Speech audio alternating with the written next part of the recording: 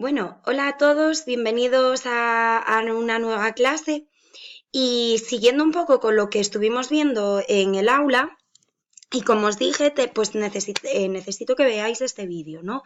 Para poder entender la casa romana. Como hemos estado viendo, ya hemos estudiado la familia romana y un poco cómo era la ciudad romana. Ahora nos vamos a centrar en los diferentes tipos de domicilios que había, tanto en las ciudades como en los entornos urbanos, ¿no? Para poder entender pues nuestra querida familia de Cecilio y compañía en donde viven. Así que, nada, como vamos a ver, además, en este espacio tenéis diferentes ejercicios que también necesito que hagáis y que para poder después ver en clase más información y poder hacer más ejercicios que no vais a entender si no veis esta clase y no realizáis las prácticas previas que os estoy pidiendo, ¿vale? Así que espero que os guste y vamos allá. Bueno, como para empezar, como sabéis, en la familia en la que estamos viendo en nuestro tema en clase es una familia adinerada.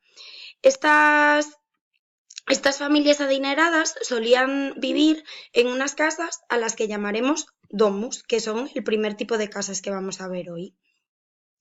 Bueno, estas casas,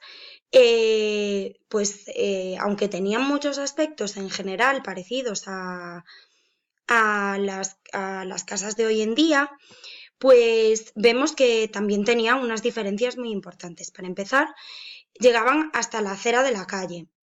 No tenían pues ningún tipo de césped delante o de jardín, ni nada, sino que pues directamente limitaban con la calle. Y cuando salías de ella, salías a la calle. Además, tenían muy poquitas ventanas, que además estaban pues a una altura bastante elevada, pues obviamente para evitar que la gente entrase fácilmente. Y la única funcionalidad de estas ventanas sería que entrase luz por una parte, pero que no entrase demasiado calor, porque al final, como sabemos todos, el Imperio Romano pues se empezó expandiendo por Italia y por los países mediterráneos, en donde las temperaturas son altas. Y las ventanas que se añadían de forma más amplia eran pues para las habitaciones pues más grandes y más calurosas y que eran también un poco más frías en invierno. Estas casas solían ser de una sola planta, aunque sí que es cierto que en Pompeya se han encontrado restos de casas de dos plantas, aunque no son lo más habitual. Normalmente estamos hablando de una vivienda de una planta, de muros altos y que no solían ser muy ostentosas en el exterior, pero en el interior sí que, como lo conocemos todos porque hemos visto pues ya diferentes fotos en un montón de libros y de revistas, pues en el interior sí que tenían muchísimos mosaicos y muchísima decoración. Vale.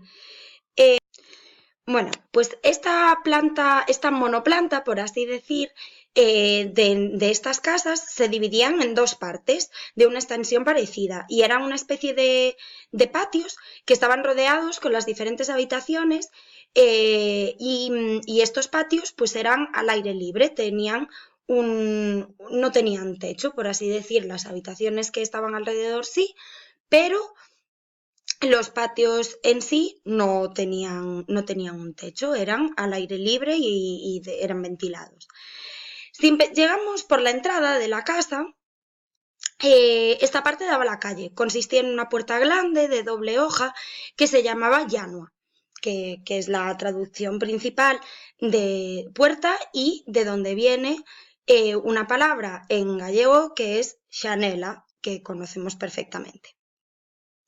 Tras cruzar esta puerta, el visitante o los habitantes accedían a un corredor corto que conducía a una estancia más amplia, que es la primera estancia de patio con habitaciones alrededor, que se llama atrio. Este atrio era la parte más importante de la casa.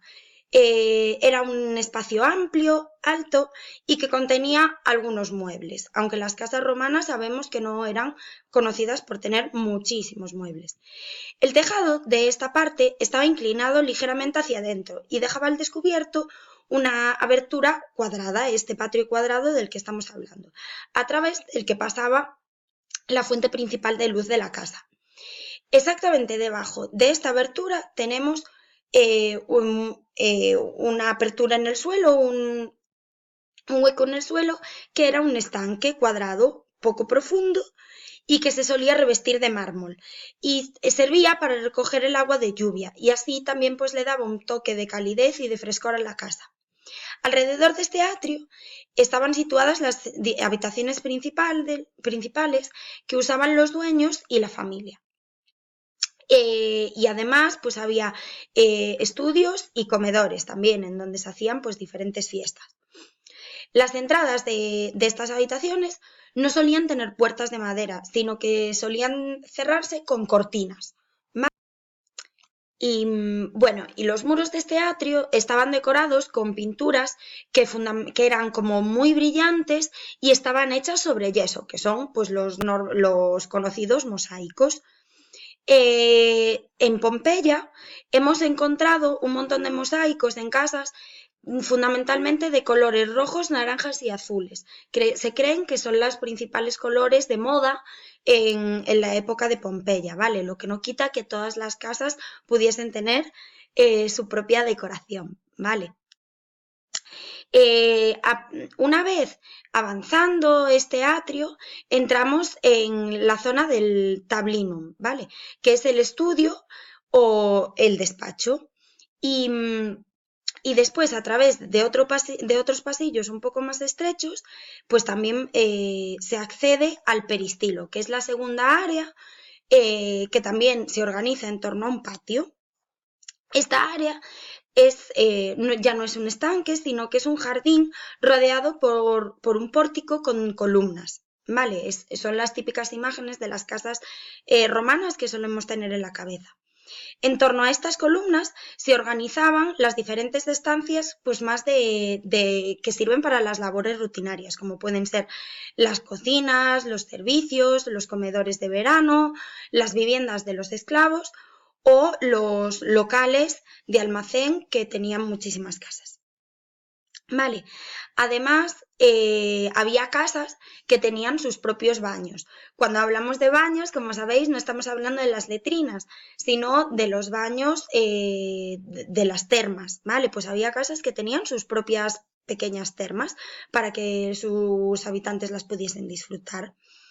Y este espacio, al igual que el atrio, pues tenía muros que también estaban decorados y también solían tener diferentes flores y arbustos, porque a los romanos pues les encantaba tener la naturaleza metida dentro de su casa. En el centro, aunque podían tener un pequeño jardín, a veces tenían alguna fuente que dejaba caer algunos chorros de agua y solían tener alguna estatua de algún dios, la estatua del dios que más le gustase a la familia. Vale, este espacio está más destinado a disfrutar pues del sol, de momentos familiares y de momentos pues un poco más de ocio y de tiempo en familia. Vale. Después, esta es la casa, pues como os digo, de la gente más adinerada. Pero, ¿qué pasa con el resto de la población romana? Bueno, dentro de las ciudades había un segundo tipo de edificaciones destinadas a la vivienda habitual, que eran las ínsulas. Las ínsulas son lo que más se puede parecer a nuestros actuales edificios de pisos de hoy en día, ¿vale? Estos edificios estaban destinados a gente pues, con menos recursos económicos, de clases mucho más humildes, y eran estructuras mucho más endebles, que por lo general, o sea, tenemos documentados en diferentes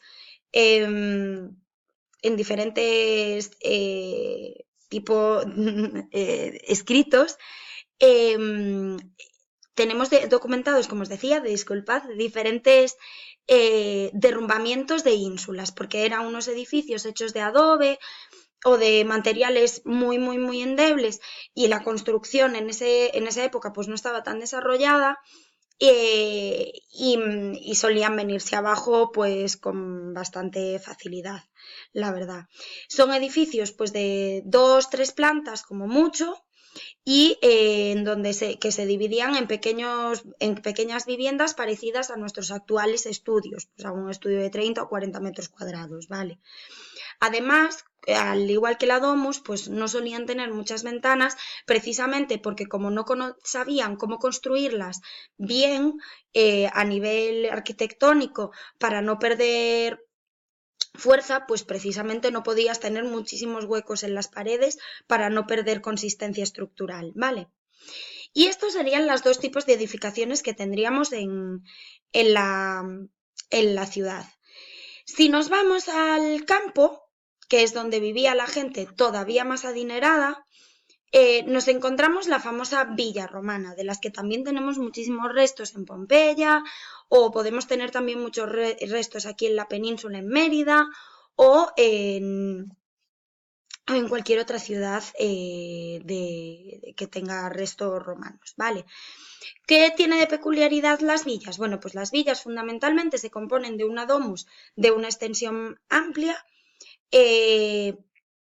y como característica principal es que tienen además otros espacios adyacentes, como son las casas de los colonos que trabajaban la tierra, y además las diferentes edificaciones que se suelen necesitar en este tipo de explotaciones, como pueden ser almacenes, establos, o corrales, caballerizas, lo que fuese, ¿vale? Lugares para moler el trigo.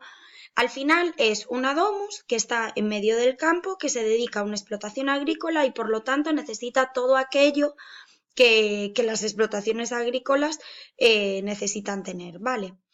Y nada, hasta aquí todo lo que tiene que ver con la clase de hoy, con la casa romana y fundamentalmente con los 3 principales tipos de casa romana.